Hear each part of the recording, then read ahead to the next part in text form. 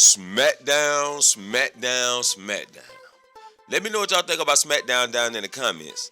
I do want y'all to be more active in the comments. I do respond to all comments that's necessary to be responded to. Yet, I do hit the like button on our comments because I appreciate that you at least took the time to drop a comment. Cena was here tonight. Cena was here to address Brock Lesnar. Sami Zayn showed up in his hometown. That's nothing new. Charlotte Flair and Alexa Bliss trying to get to the F word. I'm trying to get to the F word with them too. We had some good segments, but not so good segments, right? Tiffany Stratton was on the show tonight, didn't do too much. No Champs really did nothing tonight but Cody Rhodes. So it was this show was more storytelling than anything. It didn't give me no laughs.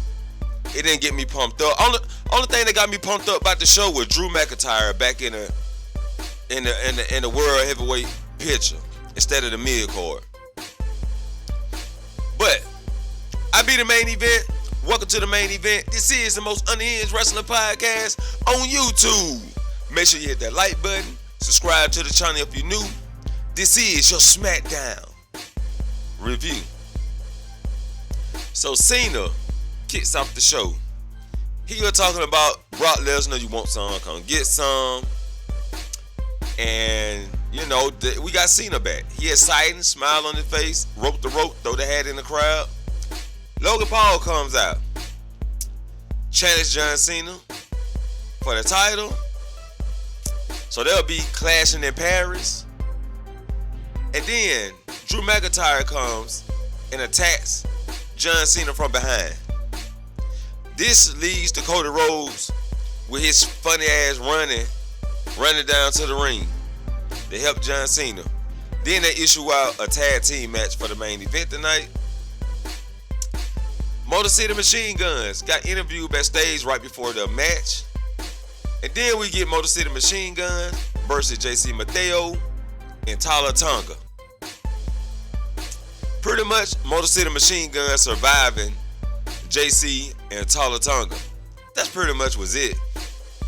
And I didn't like this match because the simple fact that Solo's supposed to have a dominant group faction.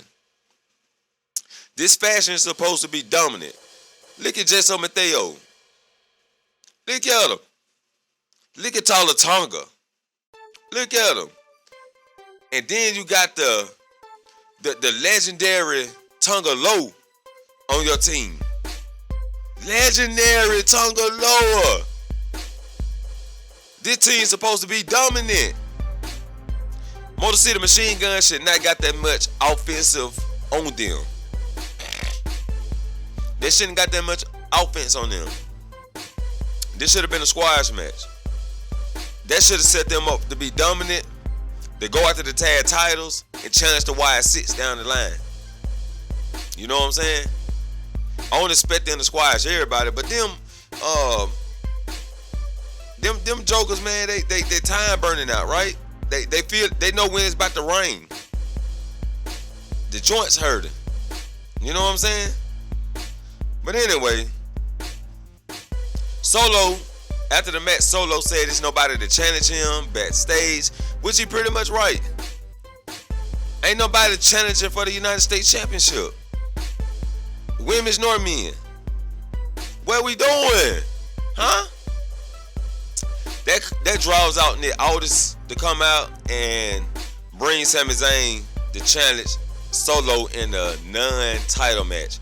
Now when Sami Zayn rolled up Solo Sikoa, I thought he had won the United States Championship, but it wasn't no title match.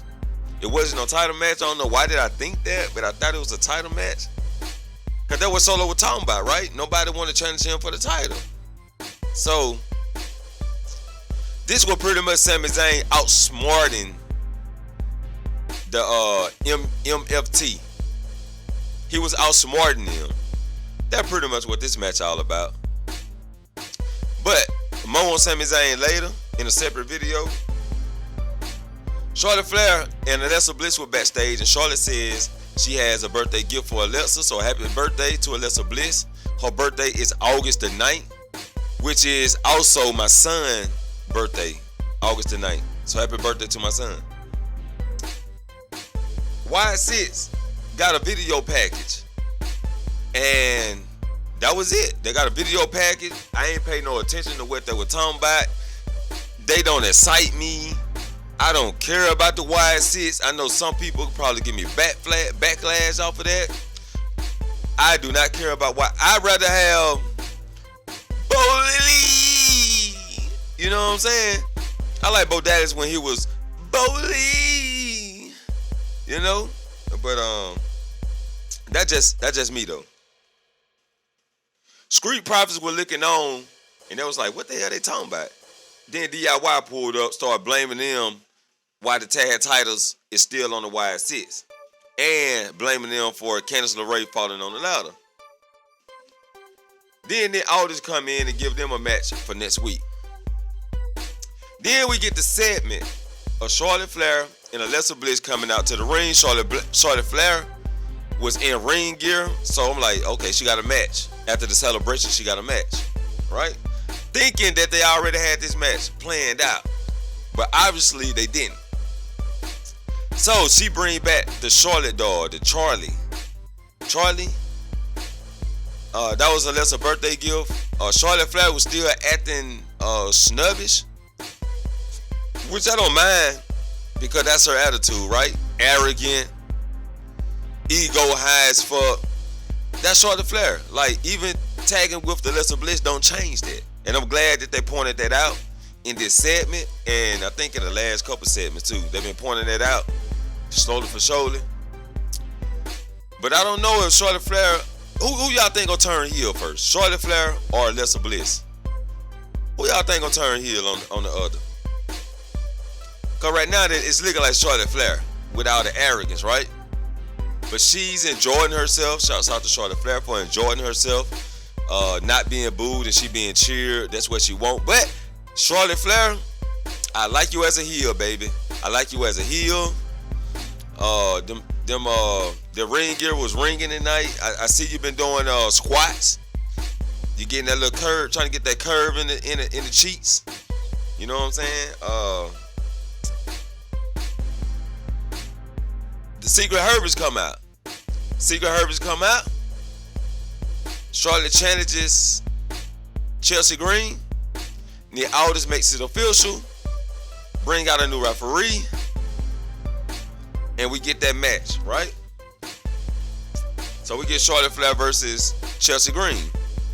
Which Charlotte Flair defeated Chelsea.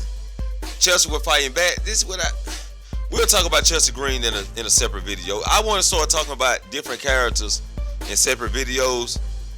So I'm not going to break it down in this video. But Charlotte Flair got the win and made Chelsea Green eat the cake. Eat the cake. Chelsea, eat the cake. If you know, you know. Melo was going to Nia Aldis' office, and The Miz come out. How did The Miz get a key to the office? Do we just leave his door unlocked? The Miz come out, and Melo was like, I'm going in here to get me a United States Championship title match. And I like that. My boy Melo trying to step his game up because The Miz was absent. He coming back, being conniving. He's being conniving, and he's deceiving Melo right now. Now, I don't like the fact that they're throwing Melo back into the Miz vortex. I don't like that. But I see what y'all trying to do, WWE. I see what you're trying to do. But let's not make this long storytelling, please. Let's not make this long storytelling. Let's go ahead and get Solo versus Jimmy. Let's get Jimmy the title. Then let Solo win the title back. By that time, you should be finished with your story with Melo and The Miz and turn Melo face. Right? By the time by next year, by January, Melo should be face. By the end of this year, Melo should be a face. I see y'all trying to use The Miz in his deceiving ways to capitalize on Melo, and so Melo could turn on The Miz, and that'll cause him to be a face, right? Once he attacked The Miz or The Miz attack him, that's gonna turn Melo into a face. I see what y'all doing. So The Miz was like, he got them a tag match for next week. But then Melo walks off, and then Aldis walks up. That's how we know that The Miz was lying the whole time. He was lying. He was lying. Tiffany gets interviewed backstage. Jade Cargill pulls up, saying next time the outcome gonna be different because she looked up and cause Tiffany looked up and got her foots on the rope. Now Jade, nah. You put her foots on the ropes. I know it was a botch, but you put her foots on the ropes, Jade. That was your fault. Take accountability. Take accountability and just say you fucked up. So this segment had a lot of things going on. Cause after that, Tiffany walks off. Kiana James and Julia pulls up. Kiana James gives Jade Cargill her card and say, call me if you want to join our squad. You know what I'm saying? Call us if you want to join our squad. Yeah, I guess they're looking for some muscles for the team. So I'm prepared to see Kiana and Julia add somebody to this faction, to this group. I'm looking forward to see them add somebody to this group. Maybe a call-up. But they walk off and Michin pulled up. And Jade gives Michin the card so she can call Kiana James to set up a United States match for her. We need to get some more competitors for Julia. We do need to get some more competitors for Julia. Please, WWE, we need some more competitors. Because Julia is looking very stiff right now.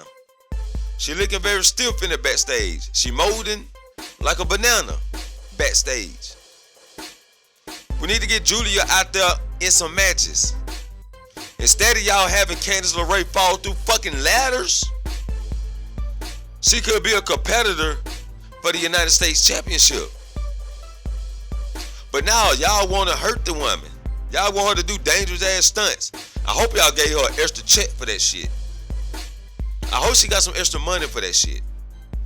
Cause that was a dangerous bump. Dangerous. Aleister Black got a video promo on Damian Priest. And I like one line that Aleister Black said. He said Damian Priest get pushed and Damian Priest push back. But when I get pushed, I push people off of buildings. And then I stand there to hear that splat, that spit splat. You know what I'm saying? Oh man. That was one thing that had me tickled just a little bit, but it wasn't enough for me to be excited about this show.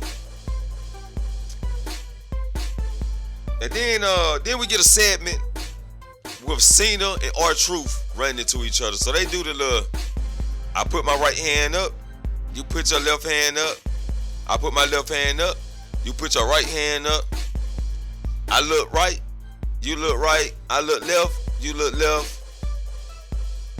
The mirror image thing. Now, the fact that WWE can't or R-Truth will not allow WWE to copyright his name. He would not let them copyright his name because that belongs to him. That's his what he do outside the WWE, run killings. He's making a killing outside the WWE because he killing it on TikTok. You know what I'm saying? He making videos on YouTube, music videos. He killing it. So WWE is not getting no part of that, and he don't want them to get no part of that. And they said since they can't get no cut out of your thing that you doing outside of WWE, we gonna turn you back to R-Truth. Huh? We gonna turn you back to R-Truth. That I see through the darkness. I see the light. I know WWE and TKO wanted to cut R-Truth money of run killings. So they don't want him to use that name. They don't want him to use that attitude of run killings. That's why they killed that character. That's why they killed the character. Because they want the money. But they can only profit from R-Truth. So, that's who he gonna be. If we can only profit from R-Truth, then R-Truth, you gonna be R-Truth, right? So after John Cena tell R-Truth that yeah man, you went crazy for 5 months. You cut your hair off, you made a little kid cry in the stand, and you said you was gonna ruin wrestling. I'm glad to see you back. Then John Cena walk off and R-Truth was looking like, but. He like he wanted to say, no, John, that was you. But R-Truth was like, and then again, it looked like he was gonna say, did I do that or some shit? You know, man. But anyway, the old R-Truth is back, people. The old comedian R-Truth is back. I wish he would have had a run as Ron Killings before he went back to R-Truth and went after the United States Championship, even if he didn't win it. I wish he could have went after the United States Championship. And even as R-Truth, I hope they give him a shot at the United States Championship. I do want to see R-Truth go after that title, but make it a decent story. You know what I'm saying? Put a little story to it. Put a little on it. Huh? Yeah. Put a little on it. God damn it. Alright. We down to the main event, y'all. We down to the main event. I know this is a long video for SmackDown and for a boring ass show. But we out here. We out here. Cena and Cody Rhodes versus Logan Paul and Drew McIntyre, which I already told y'all, I like Drew McIntyre and Logan Paul as a team. I like it. I can dig it. You know what I'm saying? I hope they keep it up for a while. And this match was over with real quick. It was, real fast. Because Logan Paul hit John Cena with a low blow, so I guess Logan Paul is going to take John Cena move. You know what I'm saying? The low blow. He's going to start doing the low blow now. Instead of taking the brass knuckles, Logan Paul going to start doing the low blow. And Cena rolls out the ring. Logan Paul goes after him. They fight backstage. They fight to the backstage. This leaves Cody Rhodes and Drew McIntyre all alone. Cody Rhodes got the whooping on Drew. He got the whooping on him. Now Drew takes a play out of John Cena playbook and hits Cody Rhodes with the title. And the way Drew McIntyre was looking at that title was like, damn, Drew, you might as well just go and lick it. Kiss it and lick it. God damn. Because he was looking at that title like, oh, man, I finally get to hold this title. It's finally in my hand. Y'all know how long it's been since I held the title? Oh, it feels fucking great. And it felt great to see Drew McIntyre hold the title. I hope Drew McIntyre wins the title. I hope he win it. But, you know they're not about to take the title off of Cody that quick. Anyway, Cody was on his knees thanking God for the new day, huh? Cody was thanking God for the new day. So he down on his knees by the announce table. Drew McIntyre run full speed, hit him with a claymore, knocks him through the bottom of the announce table. Put him in the doghouse, right? Put Cody in the doghouse. You know what I'm saying? So Cody's sitting down there, damn near unconscious and shit. And Drew McIntyre gets all in his face and talks shit to him. So yeah, next week, Cody Rhodes gonna set out a match, him and Drew McIntyre for the title. And I'm pretty sure it's gonna happen at Clash in Paris. I'm pretty sure that's where it's gonna happen at. But that's all that happened. Boy, what a show. What a show. The show was so good, it was boring. It was so good, it was boring. They did not give us no cocaine tonight. They did not give us that cocaine tonight. So, with that being said, the only thing I liked about the night was Drew McIntyre and Aleister Black saying he'll drop you off a building to watch the spit splat. You know what I'm saying? We'll talk about Jade Corgan in another video. We'll talk about Chelsea Green in another video because there's stuff I want to say about those characters. But y'all hit the subscribe button and stay tuned. If you lasted this long, I appreciate you. I appreciate you. I appreciate you. I be the main event, and I catch you all in the next main event. Peace.